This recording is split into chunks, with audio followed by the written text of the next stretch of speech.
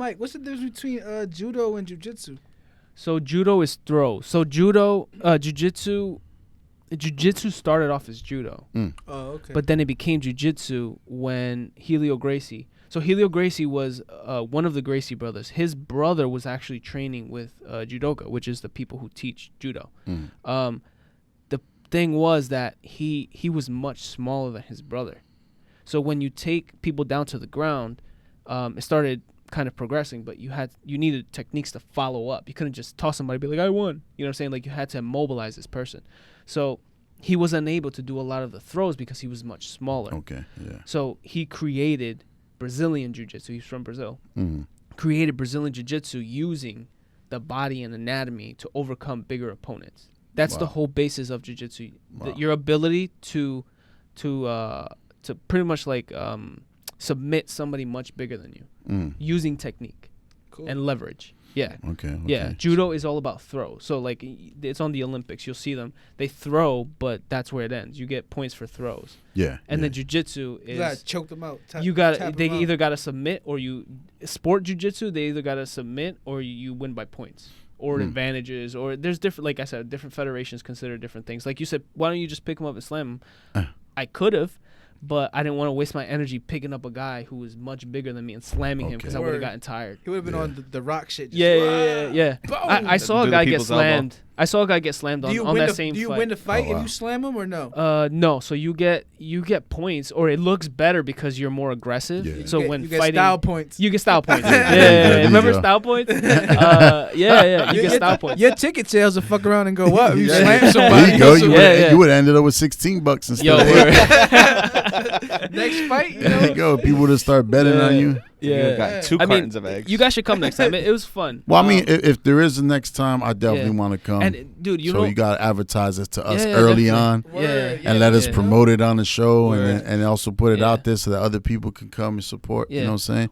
Like, not for nothing. Like, we got to make T-shirts. Was there a lot of folks shit there? Yeah, a lot of people come out. Yeah. So it goes to show how many people are interested in seeing that. Yeah. You know, not for nothing. Like, if the promoters was to ever think about, even involving the schools in Newark, like working with the city in Newark, if they would take it back to Robert Treat or even Prudential Center, you know what I'm saying? They'll get a lot of good support and a lot more money flowing. They just got to think on that level. You know what I'm There's saying? a program right now. It was created by some jiu-jitsu guys, I think, Wrestling for Newark. It just started. They're offering free wrestling lessons to kids from 5th to 8th grade. That's dope. That's dope. Bro. You know more about that? It just started. I know it's online, so you can Google it. Wrestling for Newark. Check that out. We gotta check that out. But even my coach, he's from Newark, bro. That's great. That's great. That's great. Big ups. Brick City. Exactly. It made me super proud to be able to compete at a super fight in Newark, my hometown. I thought it was dope, man. At Robert Tree Hotel. Like, yo, that was awesome. You know I was like, yo, Robert Tree Hotel. That's what's up, man. You make the last time we were there, we were performing.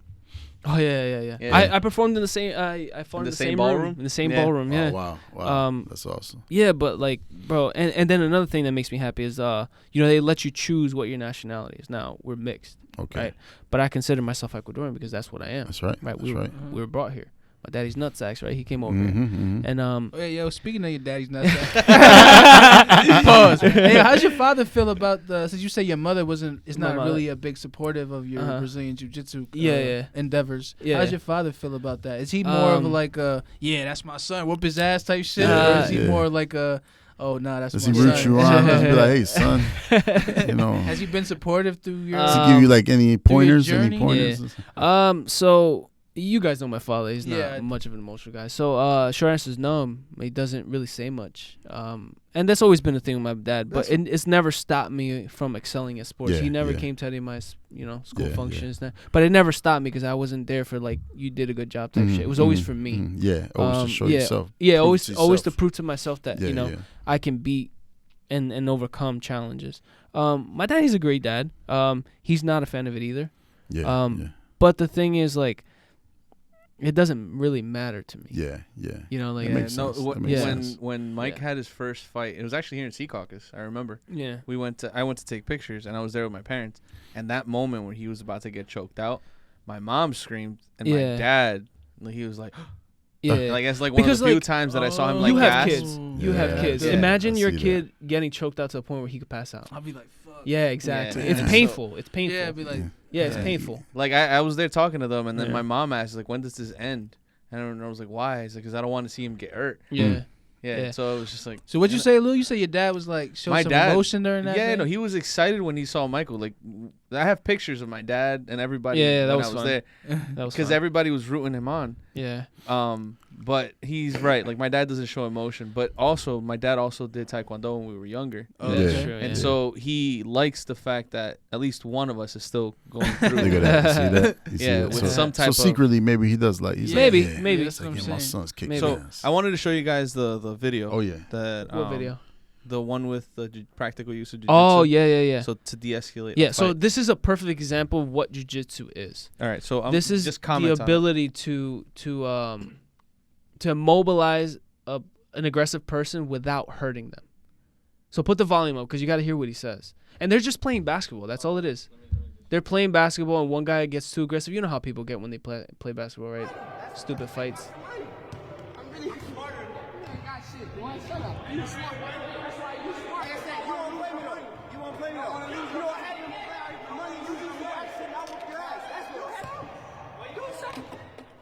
So look at this. Soup. So remember, it's ground game. 75%. Look, rear naked chokehold. Right? He's holding him. He's not even attacking him. Now he starts. Transitions to a triangle. Right? Look, almost breaks his arm. Right? Gets him out. Goes for a leg.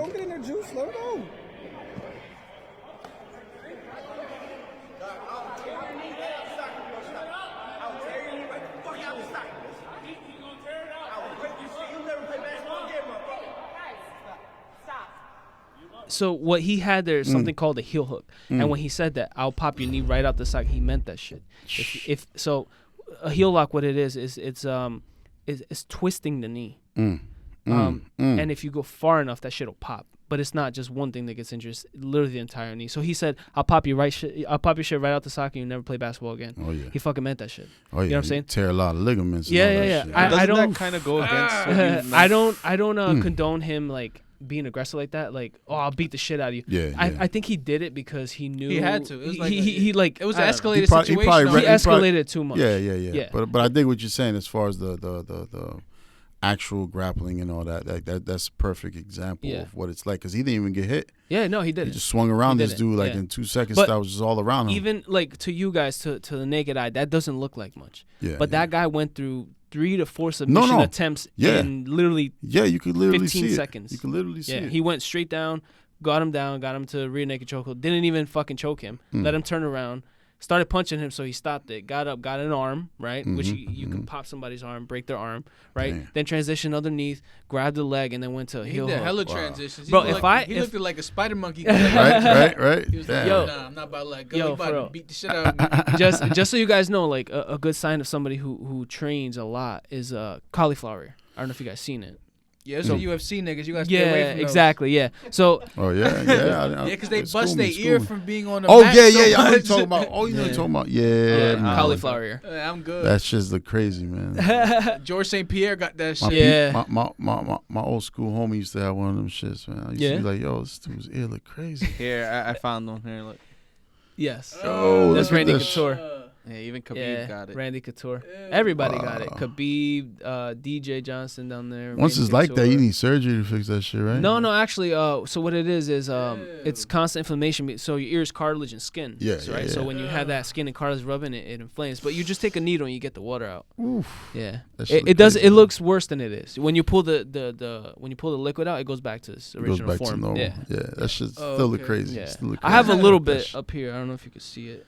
You don't want to take it out. Section. You don't want to take it out. You just want. No, I mean it's probably gone now. It's like what Grandma used to say. She used to say the white hairs was wisdom. Oh yeah, that's the rite of passage right there. The cauliflower ear. It's funny you say that because some people keep it because they consider it a rite of passage. Like once you start getting that considers you putting in somebody. Work for your shit. There you go. Yeah, man. There you go. Yeah. They keep that shit. Yeah, they keep that shit. I personally, I don't like the look because it's kind of nasty. Oh, yeah, you like a pit bull. You look grungy and shit.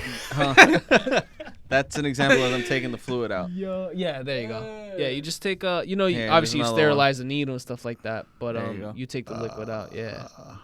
drainsy cauliflower ear. Shit, bro. What's in there? Blood? Just fluid. Yeah, I can imagine fluid. like blood rushes to that area to heal. Yeah, exactly. And it just gets stuck there. Just a bunch of stuff like that. And since it's just a thin layer of skin. And not to traumatize you guys, but what do you think happened there? Where? Up here. Oh, she popped it. Mm-hmm. Yeah. Ooh. That's hella blood pop out of sis ear. Kimbo Slice. Remember Kimbo Slice? Yeah. He actually popped some guys in a fight too. Damn. He hit him right in his ear and just popped everywhere. That's just. Yeah. That's just. Oh man. But even stuff like that, like the ability to go through adversity, injury, right? It all falls back on jiu-jitsu. The ability to just keep going, right? One of the rules that my coach has is no matter what happens, just keep showing up, right? Just keep fucking showing up. And like your body's hurt, you're feeling the pain, the soreness. One day, like I feel like I've learned the most on the days that I didn't want to go. And I went to class and I came out, I'm like, thank fucking God I came to this fucking class, because I learned the shit that like when I'm underneath, like, and in class we don't have weight classes, right? We have a 250-pound man that's laying on me, you know what I'm saying? Like, and I'm just like, fuck, like how the fuck do I get out of here? And it teaches you to be comfortable with the uncomfortable, right? I got a big ass dude just trying to choke the shit out of me, and right now, like, I feel like I don't need to tap out, so I'll just lay here until he gets tired, like I said, and then just do the thing. But it teaches you a lot of just resilience. That's dope. Resilience, bro. And that's what we need in life. We need resilience. Mental health, resilience, like health, resilience, exercise. It's just you gotta build that up in yourself, cycle, man. Bro. Yeah. What's the process like though when you first start though? Is it just like rolling in the mats, just learning grapples, or? So when I started at my school, so my coach has had a school for 7 years. I've been there for 5 of those years. So and it's a beautiful story of how he started jiu-jitsu. I believe he has, everybody fights their demons. He has his own demons, right? Mental health and stuff like that. Personally, I don't, because I just feel like I don't let it get to me like that. Yeah. But people have their demons, right? Yeah. The way it used to happen was you went to class and then they kind of just threw you to the wolves, right? I've gotten hurt off stuff that people did to me because I was a white belt. I didn't know shit. I didn't know when to tap. I didn't know how to tap, right? And I was fed to the wolves, right? Because he had just started. So he's obviously it's a constant learning process. But now it's much more, I don't want to say organized because he's a very organized person, but it's much more, it's safer. Yeah. Right? Yeah. You have a class just for white belts or just for blue belts. You don't have a class with brown belts and purple belts and black belts, tapping out white belts. You know what I'm saying? It's everybody together. Yeah, bro. Yeah. Which is interesting because you never know what you're facing out there in the world. Exactly. You know well, a lot of people, like I've had a ton of people ask me how they get started. I'm just come, right? Just show up. And then, you go through the classes and stuff like that. When I started going, I was so obsessed because I got obsessed with it, bro. It's something that really, really just made me feel like I had a purpose in life. Really? Right? Yeah. I used to go twice a day, man. I used to go to the 11:30 class and I used to go to the 5:30 class. And I was dating this girl at the time. She was toxic as fuck, but... You talking about the bodybuilder? Yeah. Oh, shit. Yeah, she was a bikini model. She was benching you? Yeah. She was fucking ripped. Shocking. But she was more Aki than Mike. That's it on her. No, like she I was going so much that she thought it was unhealthy. Right? Did you start going because of her? If you do get obsessed with something, did she choke you out or something like that? It was a healthy obsession, It's bro. like, I need to see what I could do to her. She needs to see what I could do. Nah, not even that. It wasn't like that. Nah. But, it's just, it helped me through that relationship because we all have fucking toxic relationships, right? Yeah. And it helped me a lot. And I learned a lot from other people in there. But, what was I going to say? It was a healthy obsession. Yeah. It was a very healthy obsession because it was making me better. I knew it was. And there was times where I chose to go to class over her and she would cry and do all that bullshit. But I knew that, like, I was choosing myself. You was finding, there you go. You was finding a new love. Yeah. And you were loving it and you was growing from that. And growing is a difficult thing. It's, transformation, right? Yeah. And we were talking about before. It's difficult to transform. When you're transforming, you tend to transcend. You know what I'm saying? And when you transcend above other people and even away from people, they tend to feel like, yo, damn, you know what I'm saying? Like, where's my attention?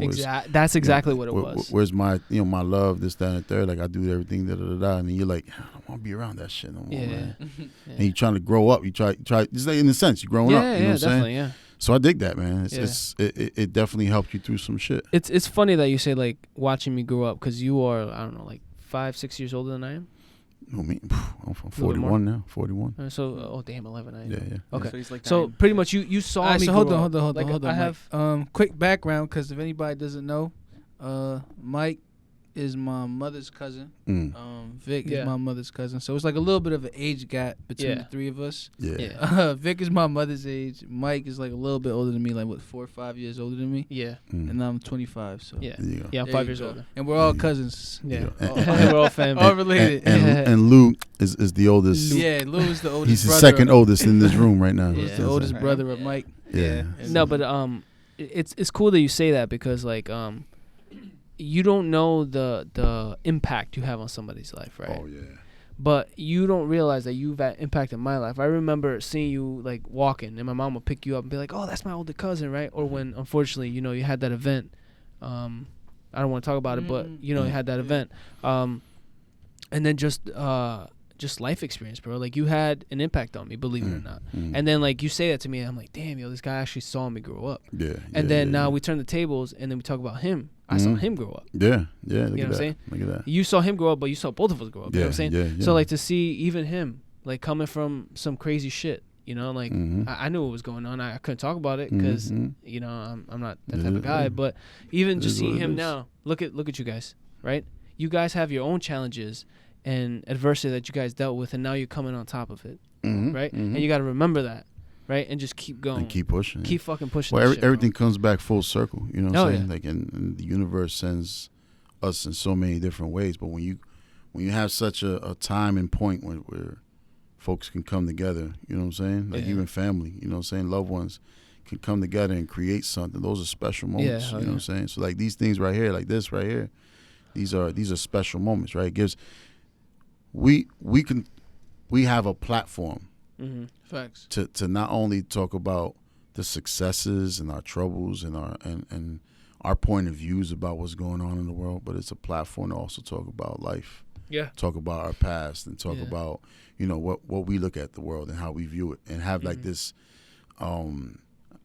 despite the age difference, have this equal conversation where each of our perceptions are brought together as one, and we all vibing with one another. So it's interesting because this is like a generational table right here. You know what I'm saying? Yeah, it's like you got these different generations all sitting together. You know what I'm saying? And building on something that we, you know what I'm saying? Like, yo, I'm 41, but you schooling me on stuff. You know what I'm saying? So it's like, you know what I'm saying? I learn. You know what I'm saying? Like, this is a good example of the type of think tanks that should be going on out there in our communities. You know Positivity, bro. Oh yeah, positivity. Always. And this is a good transition into how Brazilian Jiu-Jitsu is not just good for individual, it's good for society, bro.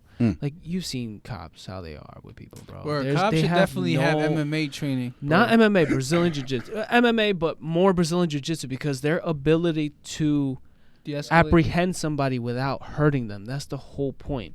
You apprehend somebody without hurting them. What is it if you stick them in a couple classes, a few times a week, and just teach them how to apprehend without the first option is going to a gun? Unfortunately, we have a lot of black males that get killed for no reason, right? Even Hispanic males, white males too, right? We're not gonna discriminate against the white males too, but bro, they need some type of training, bro, and that's where Brazilian Jiu-Jitsu fills that void.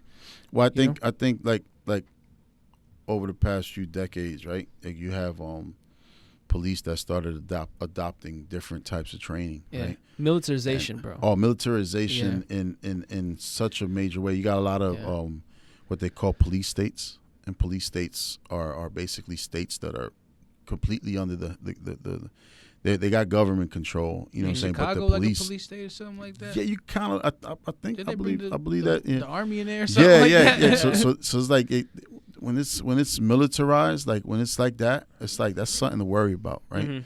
Because now you gotta understand, a lot of these people military folks, you know, vets that coming back home. These folks have PTSD from whatever they experienced out there. Because, like, think about it, just because a lot of them didn't go to war doesn't mean they didn't witness certain things, right? I mean, I heard stories of motherfucking just going to training, motherfuckers seeing one of their own guys die from a training thing.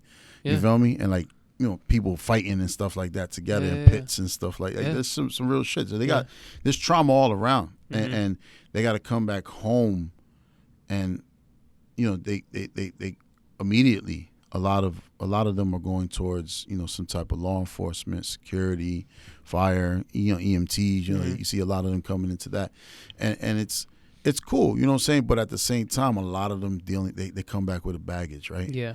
And you're seeing a lot of that baggage unload over the past probably maybe 10 years, right? You're seeing more and more and more the trend of police brutalities are being exposed. Like the police brutality has existed from the very beginning, but the fact that now it's being exposed in such a way that, you know, the phones are being used in so many ways, security cameras everywhere, like they're just showing it now. And you know, every day I go on IG or at Facebook, and I'm seeing another thing with other cops doing something else to a black and brown person or indigenous person, or even now, you know, folks in the gay community, you know, facing these type of things. You know what I'm saying? Hate. You know what I'm saying? And then you still have, you know, a lot of racism still existing, right? And it's not so much all racism; it's just discrimination from our lack of understanding each other's cultures and ways of life. Yeah, and that all around comes with that baggage from whatever traumas they're dealing with. You know, not for nothing, you know, it is a fact that there are some cops that actually became cops because they had that complex, right? You know, they had that little Napoleon complex, or they was really punk ass niggas back in the day, and they just wanted to have a gun and a badge and feel tough. Yeah. And these are some of these folks that are doing this BS out here. Yeah. You know, feeling high and mighty. You got some of these people who feel like they got to prove something to somebody. You know, straight cowboys. You know, it's a you know not to knock law enforcement, man. You know, there's a lot of great people in law enforcement. There's a lot of great people in everything, believe it or not. You know what I'm saying? Even in these crazy white supremacist groups, there's a lot of cool people in that too. But they, truth be told, you know what I'm saying? You don't know. It takes that one bad apple, dog. That one bad apple. Yeah. The thing is, really law enforcement is a job, though. That's what a lot of people they fail to understand. You feel what I'm saying? Like, I understand that, you know, like. It's called, like, they wear, like, the law enforcement goggles now. You feel me? Like, now you feel like you Batman or whatever. You know what I mean? Like, it's hella, now there's hella crime throughout the whole city. Like, now I gotta watch out you know what I'm saying? But the fact of the matter is, you know what I'm saying? That's true. The fact of the matter is, you know, said the Batman goggles. Because my mother, she a sergeant. You know what I'm saying? So it's not like I have anything against cops or nothing like that. Is she like Catwoman? Yeah, I'm saying that's how she had caught my sister sneaking out the house based off that type of shit because she was on her Batman shit. She was on her SVU type of shit. She was on her vigilante shit. She was checking, you feel me? Like, she had the cape. She was prowling with the whip. She used one of the unmarked sons. So like, yo, I'm gonna use this car today. She tossed like $50 to her coworker. I'm gonna use your whip. Nah, she had checked the beds and shit. You know how you CO, you gotta check everybody alive. But she did her rounds. She was like, click. She did her wake rounds. up. She did her rounds, and she had noticed that, like, what's it called? You know how when you sleep, your air goes up and down. Like, the body wasn't, bro. So, like, the body wasn't going up and down, like it wasn't breathing and shit. She rolled up in there with her little fluorescent light. What's going on in this room? Looking for manchas, and she hold up. This ain't breathing. Word. What's going on here? Yeah, so that's how she had figured it out. So that's what I'm saying, though. So, like, it's a lot of, like, that's what I'm saying, though. Like, big ups to your mom. So, but hold on, I say that to say this, though. You know what I'm saying? Sometimes they do be justified in feeling that way. But you gotta make effort to not let that cloud your human vision too. Yes. Because at the end of the day, well said, bro. At the end of the day, you feel what I'm saying? Like, you could clock out from that job. You understand what I'm saying? True, like, it's just like when people say like like not everybody can be like, you know what I'm saying? Like not all cops can be good cops. You understand what I'm saying? Yeah, like that's just a profession just like anybody else. That's you right. know what I'm saying? That's right. Like let's like You I'm always, not saying you that got a some cop nutbag and something. Yeah, I'm not saying, you feel me, that a cop is like anywhere near responsible as like, you feel me, like a warehouse worker or whatever. But I'm just saying to say that, you feel me, they're both occupations and not everybody's gonna be a reliable worker, you feel what I'm saying? Yeah. So like there's gonna be terrible warehouse workers, you feel me, that's just smoking in the bathroom. You feel me, like doing shit like that. And not every cop that you have is gonna be a reliable, good, you feel me, trustworthy cop. And that's just how it is. So I don't understand why, you feel me, those back to blue people can't understand that it's just the profession like anybody else, and there can be bad apples amongst them. And it doesn't take away from the good apples. Yeah. It's just a matter of people being human and stuff, but you just got to accept that. Yeah. And I think that's the first step to, you know what I think it is that what's that, bro? It's like when you rip that was good. That's a good IG sometimes promo I be having good sometimes I be having Nah, you got always got good input, bro. No, sometimes you have moments. just I be having my moments. To piggyback off of it, it's like, I feel like to kind of comment on the whole concept of why these people in blue are like they don't see things in a certain perception is because it's like almost like the Band-Aid been ripped off. You know what I'm saying? And it's like it hurts the pride. It's like your favorite team. Somebody shitting on your favorite team. You're like, what? We's this, we's that, and we go kick your ass. And your team probably lost the past 10 years. You're still rocking like that. I'm a Jets fan. I know what that feels like. No, right? I know exactly how it is. I'm a Jets, Nets fan. So I know how that is. But I say that because it's like, you're right. Police officers are humans at the end of the day. Exactly. And law enforcement folks are humans at the end of the day. There's love affairs, lusting. There's thievery. They get scared just like everybody else. They get afraid. They get loose lipped. They do things. They overreact. You know what I'm saying? The crazy thing is like sometimes I don't even think it's the badge. I just think it's the fact that I got a gun on me. You get what I'm saying? And I tell you why. Because like you're holding the gun. There's just something about it, like, oh shit, like, I know what this shit could do. You know what I'm saying? But when you pull the trigger, you can't take that back. You can't if you're pulling the trigger at somebody. But I'm just saying, like, you're just pulling the trigger like a tree or a wall. That's a feeling of power. There's a feeling of power in that. It's exhilaration. Yeah. And like, imagine somebody who's addicted or to the exhilaration. Oh, and you got the vigilante mentality. Now I do want to roll down the block and hop out the whip and be like, put your hands up and start going nuts. So taking money in the whole nine from motherfuckers. Yeah, it happened in Patterson, remember? Yeah. That young guy? Yeah. Well, you got the shit that recently happened during the pandemic in Newark. What? You know what I'm saying? With the police officers. He was running. He was bucking like book. He was doing some vigilante shit. I got this guy. He's just running like. Yeah. He was just straight running and shooting. Yeah, he was just shooting, running, hopped in the whip, was riding. Yeah. He thought it was GTA. He thought it was GTA. He definitely thought he was in Rush Hour or so. That's crazy. Just jumping over cars, sliding on hoods and shit. Thought he was Jackie Chan and shit, Nah, but it's like these things are natural. But you see what I'm saying? These things are present. You see what I'm saying? Like, if you had the ability, the confidence, and I know not a lot of thieves, they have guns, they have knives, they have all that stuff. But if you have the confidence to properly subdue a thief, whoever is committing a crime, right? Your first instinct wouldn't be to reach for that gun, because not only are you putting the guy, in harm's way. What if there's a kid? What if there's a family, right? Like that. It just a stray bullet could land. A stray bullet can. I think like a bullet got no name on it, bro. Like something recently I just saw, and it relates to kind of like what I just brought up with the guy running shooting the gun, right? His reasoning why he pulled the gun out is because as they pulled this car over and he came to approach the vehicle, they only cracked the window open, but supposedly the black car with the black tinted windows in the nighttime he saw what looked like a rifle gun in the whip, and that gave him reason to pull out the gun and start shooting. It ain't like they were pulling it at him and this, that, and third. But I think defense should be the first thing versus trying to offense, right? Because he was quick to pull the gun. I mean, he could have thought like, yo, I got to protect myself.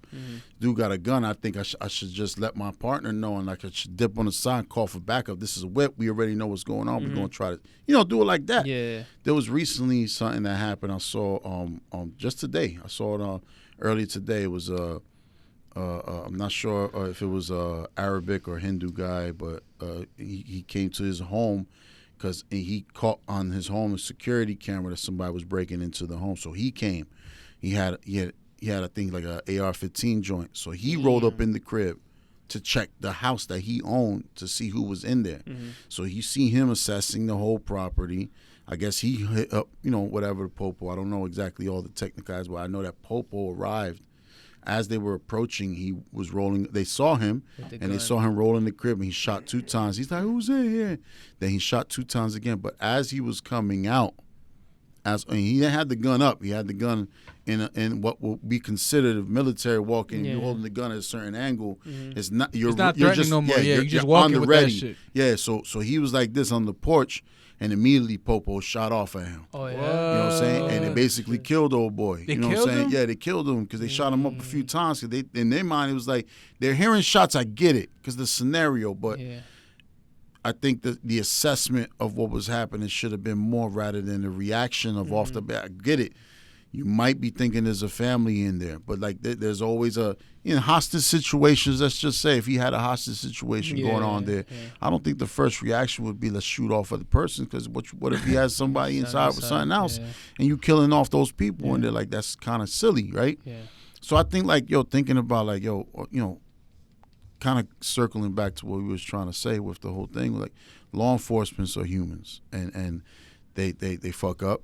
There's folks who definitely need some training. There's folks that definitely need some therapy. You know what I'm saying? I think, there's a lot of great things that's been happening now with police, especially newer training, the new mindsets, like being more involved with community, trying to build better relationships. I think those are great ideas. But like, there should be more like more opportunities for them to engage more into like these type of jiu-jitsu, Brazilian jiu-jitsu. I think that should be a requirement. Actually, that should be something that they adopt, like even meditation and stuff like that. There should be certain things that just should be in place. And it's like, you know what, I dig it. The old way of doing things. It wasn't like that. It was like, it was rigid, it was strong, it was hard, but it was also developed by a certain type of mindset of men. You know what I'm saying? It was more of like a machismo mindset, if you think about it. You know what I'm saying? And it was structured like a certain way, kind of like a mob in a sense. You know what I'm saying? Honestly, I feel like sorry to interrupt, but all the COs should have to do like a Brazilian jiu-jitsu. There's no weapons in jail. Yeah, my mother told me there was some dude some little short Mexican dude. He was taking the tallest people down, like straight big dudes, just straight climbing them like a tree, like taking them down, put them like straight putting them down. He was like some small ass dude. You got to get on. That's what I'm saying. They should definitely all the COs. You got to tell your moms to get up with Mike so he could train him. I'm saying she a sergeant now. I don't know what she do now. Well, I'm saying she probably should just still sit know, in the man. office or something. I don't know. She should still know just so she could be there on the ready. You know what I'm saying? I do want to say something. We obviously we're not cops, right? We don't know the stress of the job, the constant stuff that they go through. So I don't want to say too much on like I know what they're doing and they got to do, but I will say that, like you said, if they had more training, like you can be a cop in less than 6 weeks or some shit, right? Shit like a nurse takes 4 years to become a nurse. I'm just saying, it's a big math difference. ain't ain't math. Yeah, it's a big difference. It's a big, huge difference. And you get like a really, really like serious test when you're doing like medical stuff, right? Yeah, in order to get to different stages and stuff. And then the same thing, like the same pressure applies, because you can't fuck up being a nurse and you can't fuck up being a cop. Like the you damage, can kill somebody. The damage is irreversible. Yeah, exactly. Yeah. So there should be like definitely more training for that. Yeah, especially since like there's a lot at of least social, self-defense training. There's a lot of social. You can't be a punk and try to hide behind a gun, because that's where most accidents happen. Yeah. I'm a huge advocate of having some type of martial arts training. Some type. It could be like Krav Maga. You probably never even heard of it. Haven't. Krav Maga is what the Iranian or Israeli military teaches their soldiers. So it's Brazilian Jiu-Jitsu just elevated. Like you actually cause damage. Yeah, they you know try to like neutralize. Yeah. So you don't get up. Yeah. Striking, is knife attacks, is everything, bro. Wow. It's crazy. And there's schools that teach Krav Maga. That's just crazy. Here? In New Jersey? Yeah, everywhere, bro. You about to get down on that? Nah. I'm not about Imagine that trying to stuff. compete with a knife. Yeah, That'd bro. be your only competition. It'd be like back in the day, you tying your hands together and just be with the knife. It'd be like Michael Jackson's music videos. It'd be like, well, that shit beat it. No, bad. I'll beat it. Yeah. Smooth Criminal. Yeah. Nah, but that's interesting, man. Man. But you see how like even just one time it just goes into a bunch of shit, bro. And then it not even talking about like the health benefits from it. Not even talking about like the nutrition, right? You learn how to eat. You learn when to eat. You learn how to eat. You don't think that you would ever like cross over into like MMA, like into striking, or is you just like Brazilian Jiu-Jitsu more because of why? Yeah. It's so let me just explain that. That's a good question. So I do train MMA, but I've kind of died down because I don't know. It's a different feeling getting punched in the face or kicked in the face, right? You ever been punched in the face? Yeah. All right. What's your first instinct? Nose before that shit hurt. What's your first instinct? I'd be like, bitch. No. Your first instinct is to hit him back. Yeah. You know, like, and to me, when you train and you get hit in the face, it doesn't change. You still want to hit the person in the face. The only thing is you like them a little bit better, right? You get hit, you want to hit back. No matter, it's like, I've gotten kicked in the face, bro. I've gotten kneed in the face. I got kneed in the chest. I had my wind knocked out of me, right? And it starts off friendly, but when, you know, like, when you're much bigger and you're hitting me, and I told you we're taking it easy, right? And then now you want to hit me on some stupid shit, like, I'm coming for you. You know what I'm saying? And, like, I struggled with that in the beginning. You know, like, I had a coach like, yo, calm down. Like, it's not a street fight. And I was like, oh, shit, you're right. We're training. You're my training partner. I should know better for you than you know for yourself type shit, right? Yeah. I do like striking. I still practice it sometimes, not all the time. I still box here and there. I have the basis for it, so I'll never forget it, you know? But to make it smooth, then I would just have to train every day. But I still have it. Like, I don't look, like, I feel like I get, like, underestimated a lot. Like, people look at me and be like, oh, that like he doesn't do shit, right? Yeah. I think it's the pompadour hairstyle. Yeah, like he put waxes in his hair and shit. But like when it comes down to it, I could boogie, bro. Like it's a good cover. I got hands. Right. No, I got hands, bro. And the shit is like I know he's like a hood Civic. Yeah. No, for real, man. Like I could do some damage, bro. I know I can. Where's like my brother, yo? Just ask my guy. No, no, like bro, like. Even clinch work, like you probably don't even know what clinch work is, right? Like, shit, like bro. I'll push you up against the wall and I grab your neck. Now what the fuck are you gonna do, right? You don't know what the fuck to do. All I gotta do is pull your head down and then hit you with an elbow. You're out. You know, like street fight elbow. Like you're gonna be like, what the fuck, it's elbow? You get pushed up the wall, you pray it's drywall. Yeah, that's what I'm saying. Or like I bring you down and I knee you in the chest and your wind's knocked out. I'm not saying I'm like the greatest fighter or like, but all it takes is that one piece of information. Yeah. You know what I'm saying? Like it's that one opening. Yeah, you see the opening. Yeah, all I gotta do is block your eyes, bro, and then you don't know what the fuck is coming. Right? Yeah, and it's that's all it takes. Like you can literally knock somebody out just sitting down and having the right amount of force, you know, behind your punch. And location and location's all about the jaw. Hit them right? in the right spot, bro. They're gonna be bro. Oof. Yeah. So, like, that's what I'm saying. Like, I'm a huge advocate for any type of martial art. It could be, like, fucking Taekwondo, right? Now, I'm about to put my daughter in boxing. Boxing? Oh, man. She about to be downtown. Beast, she about to be sharp. She about to be downtown. She'll be a beast, bro. She'll be like a southpaw. Now, the little boxing club is downtown. That's what I'm saying. No, that's dope, bro. Put her in there, bro. It's right by her grandmother. The gloves are bigger than she is. That's smart. Put her in there, man. Because because my baby pretty, so she gonna be. Yeah, you want to have hands, bro. You want to have hands. Be like, yo, she'll knock a nigga out for breaking her heart. Like what? I had Maria's kid in jiu-jitsu, bro. Oh, I punished her ass. Who? Maria, my girl. Oh, the daughter. Wow. She was acting a fool, bro. She was acting a fool. She was kicking Jamie. You're not my dad and all that bullshit. Jiu-jitsu move, you choked her out. You're like, no. She was choking me out, bro. She was going to parties and going to adults and be like, look what I know. And she was choking people out and shit, bro. What? I'm like, yo, you can't do that. She was one of those kids. Like, I learned this now. Yeah. She just started being the badass. Yeah, bro. She almost. That's the same exact thing that your nephew did, Vic. Who? Justin. He was doing that too. Yeah. At a party, he had me in a leg lock. Yeah. He just came up to me. He's like, hey. He's like, look, just wrapped onto my leg. But did he bring you down, Lou? Yeah, like I sat down and he had my ankle in the lock. Your leg was like cramping and shit. He's like, what the fuck? He's a good kid, man. He is a good kid. He's also a great kid. He's a great kid. I think he was just trying to pick on you. He probably thought he was like a punk. He probably got wax in his hair. He looks like he used to put wax in his hair. I got this. So he's gonna be the example to show. He's gonna show everybody else in the family how to do it. And he's gonna use Lou. So you put her in like a Kimura or something?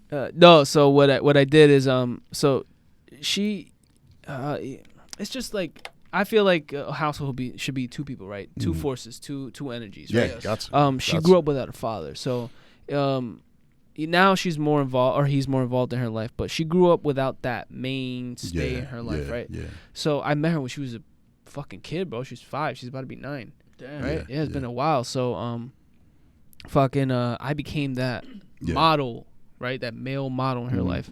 But she used to fuck with me a lot, bro. She used to come and like try to fucking bite me and shit. Like a little fucking rabid dog and shit. So one day, fucking, she came to do some stupid shit. So what she used to do is she used to run on the bed. She used to jump on me with her knees. Damn. I hated that, bro. I hated that shit. And then she ran full speed. She ran full speed. She ran full speed, and then she went like. So what I did is, where'd she land? I opened my leg and I let her fall, right? And then I swooped her ass real quick. And I just put it in a fucking naked chokehold. I'm like, you like that shit, right? You like it? So why you hitting me? And she's like, oh, because she had too much energy, right? Yeah. And then I forgot what I asked her to do, but she was like, no, I'm not doing that. You know, typical like bad boy. How old was she when she was doing that? It's not like when she was 5 like years old, 7. right? No, she was older. Look at little nigga. Like, fuck, man. You say you teach her young and shit. Teach her young. No, but she started acting a fool and shit. So I was just like, yo, the next time you do this shit, I'm going to put you in school. I don't give a fuck if you like it or not. You're going to go. And then she did that shit. And I'm like, fuck this. I told Maria, I'm like, go on Amazon, buy her a uniform. She's starting next week. And she was like, no, I don't want to do it. I don't give a fuck. You want to bully me? Let people same age bully you.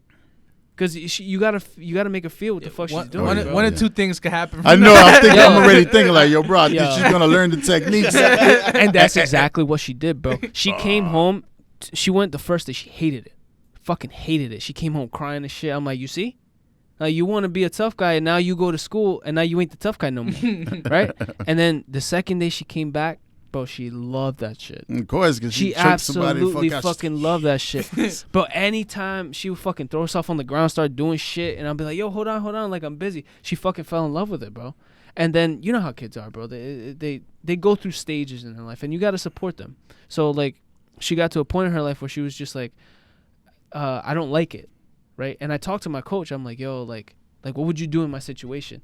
And he has daughters too, right? You just gotta make her stick it through, right? Stick through it. It's hard to deal with daughters. You got 2 daughters. I don't want a daughter, right? It's just it's too much emotion for me. Like I'm not geared to be. It's definitely a lot, bro. It's a lot. You know, it's a lot, bro. They go through emotion. It's exhausting, bro. Like a boy, you can tell him to fuck off. And he's like, okay. I can see why he smoked a lot of weed. But it's exhausting, bro. It really is. I spoke to him and he was just like, listen, like, as long as she does something.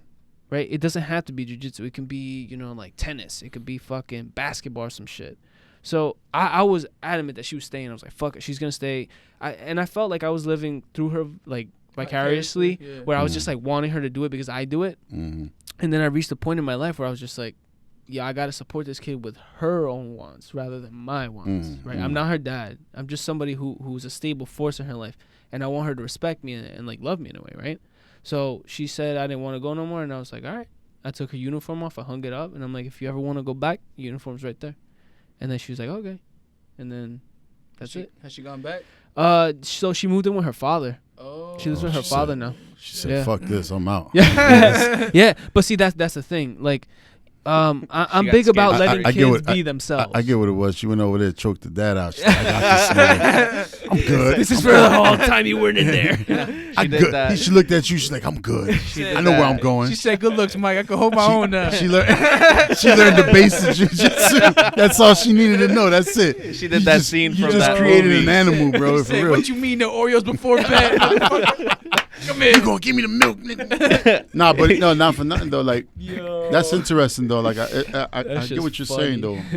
Having to support, a child as their decisions, because sometimes it does become that thing where parents feel like, even step parents. You know what I'm saying? That's something I'm more used to. You know what I'm saying? So.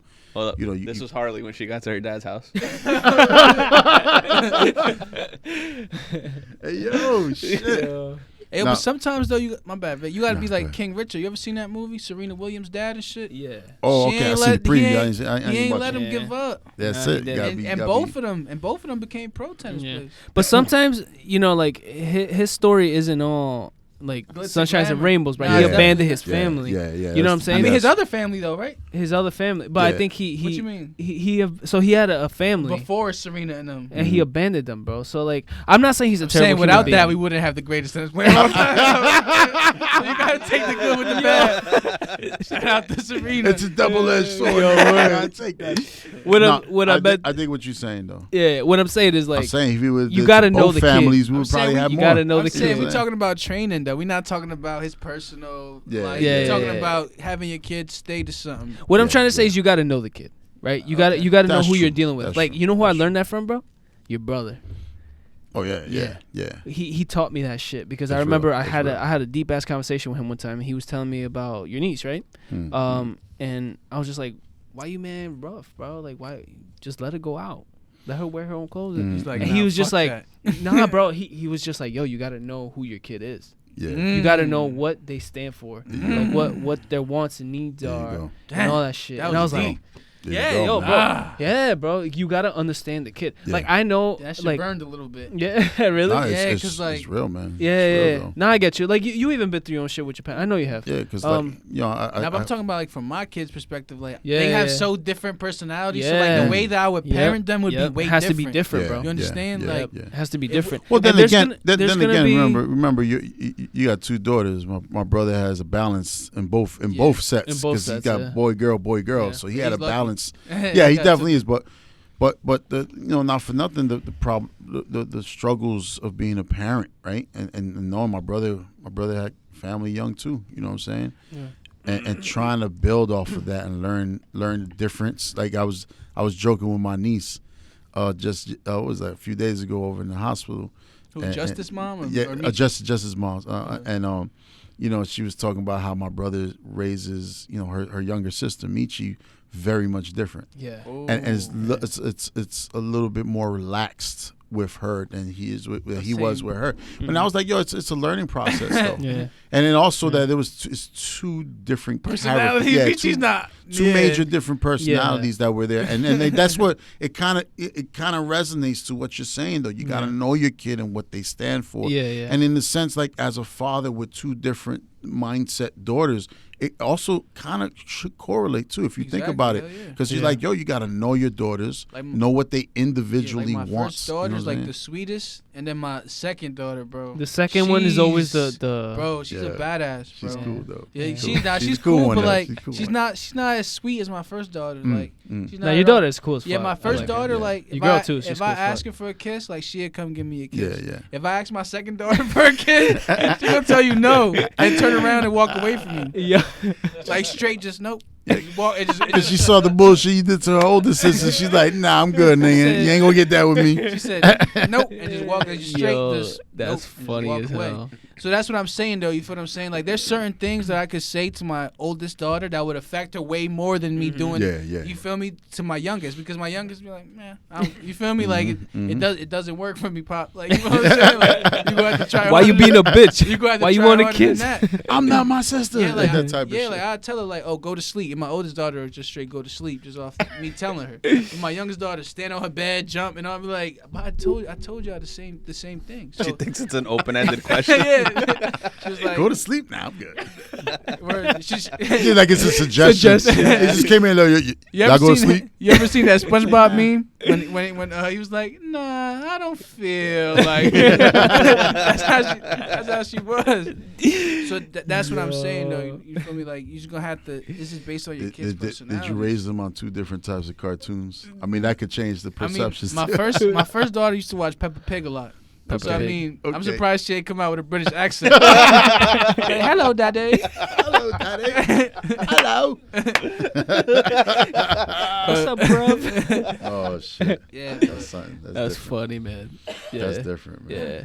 But his parents and shit. Going back to the base of it, like you gotta know your kid. You got to.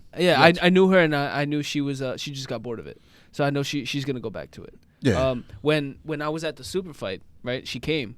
I was like, that's $16. Nice. But it cut you short there, she bro. Came, she came and so now it's Dad. So she calls me Dad, and she saw me go up, bro. She saw me getting prepared. She's like, "Are you scared?" I'm like, "Nah." Like, why do you gotta be scared? You know, you gotta set that example. Yeah, bro. yeah. So you know, she asked me if I was scared. I'm like, no, it's just a regular fight, right? It was a super fight, right? She saw it was a super fight, but it was just a regular fight. And she's like, "Oh, are you scared?" I'm like, "No." So played that whole part up until I got to the stairs. I'm like, fuck, I'm kind of scared. So I got up there, did my thing, and then I came down. And then the whole time, like, kids are beautiful, man. They're so innocent until the world corrupts them, right? Yeah. That's real. And then I'm fighting this shit, and I heard my coach, right? I like 1 year was my coach, and the other year was her, right? Like, go, daddy, go, daddy. Yeah. And so just to like make her happy, like, bro, and she's not even my daughter. That's the crazy part. She's not even my daughter, but like, just to have that support by a child, and send that example, like that's why I got this tattoo, bro. Proud. What type of legacy am I gonna leave behind? You know what I'm saying? Every time I look at it, I'm like, yo, I want to be a good person. I want to like help people. I want to everything that you guys are doing, right? And that's pretty much it. That's peace right there. Yeah, man. bro. Peaceful thoughts, positivity. There you go, man. Hell yeah. And I think, yo, just to play it safe, man. We got. You know, I think we really rocked out real well this session. You know what I'm saying? Great episode. It was a great episode, and I think I'm philosophical as fuck. I think you know the closeout. It closed out really good right there with that positive, powerful message in itself, especially talking about parents and discipline. You know. Yes, so you know, I thank you, Mike, for coming on our show. Yeah, thank you guys for having me. You know, I hope we can get you back on here next season, or you know, we'll do a follow up, maybe get the next fight.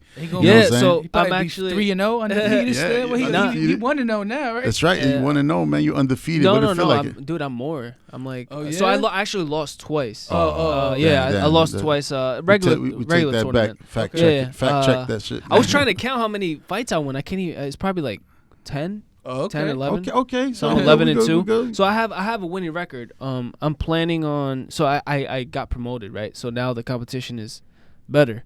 You know, we're talking about people that actually are at, I don't want to say my level, but they're up to my level. So now the competition is going to be a little bit more intense, right? I'm planning on doing a few next year. Okay. And then super fights. Yeah. That's awesome, man. That's awesome. So you gotta let us know. We we gotta promote it heavy. Man. We gotta put it out there for you, man. Yeah, it'll be fun, man. It'll be fun. It just makes me happy, bro. Putting that Ecuadorian flag up there and then they call my name and shit. That's you dope, know, man. That's awesome, man. Do it for your pride. And you know what? You know, and just to touch on that real quick, man. You know, Ecuadorians is on the rise, man. Yeah, bro. Cheeto Vera. Shout out to Cheeto Vera. Yeah. You know, big ups to our communities that are making shit happen. You know what I'm saying? But anyway, yo, it's great to have you on the show, man. Yes, sir. Thank Steez, man. Yo, it was an awesome show. You know what I'm saying? I think we got a couple more to do before the year's out. You know what I'm saying? Yes, sir. But you know, I definitely want to show love to everybody out there. Big ups to everybody who check us out. Continue to share. Continue to comment. If you have any comments about today's episode, please feel free to leave it in the YouTube, leave it in the IG. You know what I'm saying? Hit us up. You know what I'm saying? And much love to my mom Dukes, who's in the hospital right now, man. True. You know, sending my prayers and love out to her. You know what I'm saying? I love you, mama. You're going to be all right. You know what I'm saying? Don't worry about that. And much love to everybody's mamas out there. You know what I'm saying? And yo, big ups, man. Peace. This Inuk signing off, man. Yeah, I just want to say something. Just my school. That's okay. Right, it's all right. If you guys want to check out my school, it's called Momentum Brazilian Jiu-Jitsu in Nutley, New Jersey, led by Julio Galarza. Yes, sir. You just call him up. And if you're on the edge of like starting or not, man, just start. That should do your go. That's it. And then shout out to your mom, bro. Oh, thank you, brother. Yeah, thank you. Appreciate it, man. That's my lady. That's the first person who picked me up, bro. When I was born. It wasn't even my mom. It was her. Look at that. Look at that. That's deep right there. Yeah, bro. That's deep. Some PodGASt history right there. PodGASt history right there. You know what I'm saying? That's awesome, man. Thank you, everybody. Yeah, Take care. Man. Thanks, Thank you. Peace.